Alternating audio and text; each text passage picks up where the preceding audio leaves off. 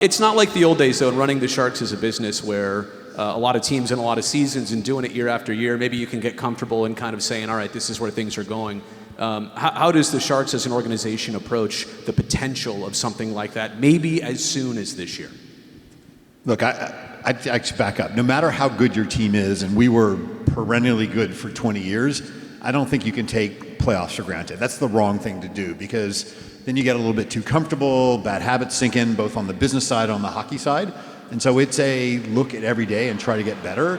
Obviously, we're in a contention right now. You know, there's still, I don't know, what is it, 36 games or more to go. It's still a long season. But the fact that we're even talking about it and it's late January, I think is a testament to Mike and coach and the players on the ice as well. And so we view this as a build.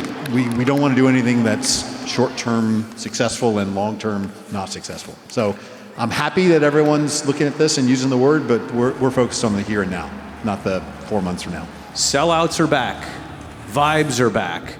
As somebody who runs the business here, how do you see it, but how do you quantify the vibes that are back? How do you know they're back? Vibes are one of those things you don't quantify, you just know. In fact, I think the vibes started coming back last year. I think people felt it. It was just inconsistently vibing, if that's even a phrase, last year. You just coined it. Fair enough. This year it feels like the vibes are just every day. And to me, the vibes are less about the fact that, a random Tuesday against Columbus sells 16,400 tickets, almost a sellout. Largest Tuesday for a decade, as it basically was since before the pandemic.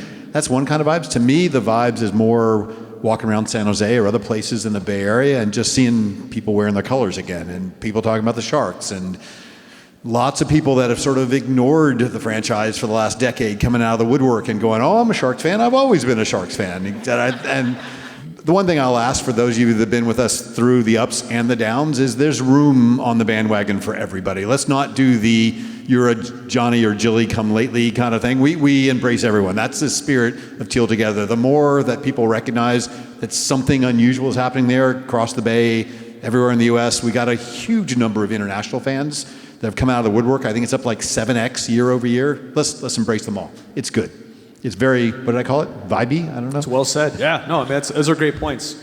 This is not supposed to eventually look like a building in the changes, a building that's in LA or Chicago or Detroit or New York. This is supposed to look like a San Jose, California building. That's well said. Actually, I'll back up again and say, look, we all love this building. It's the heartbeat of San Jose. It's been home of the Sharks since 1993. But the reality is this building was not designed as a hockey building. For those who've been around for a while, this building was designed as a multi-purpose building. And if you don't know the Sharks play here, if you walk in the building, it's not always immediately obvious. So one of the reimaginations that we want to do is we want to make this the literal Shark Tank. And so what does that actually mean? Well, sharks swim in the ocean, and so we're going to take the oceanic idea and we're going to apply it everywhere and then some. And I don't want to steal all the thunder that we're going to unveil in March, but for those of you who might know a little bit about how the ocean works, there are multiple layers to the ocean.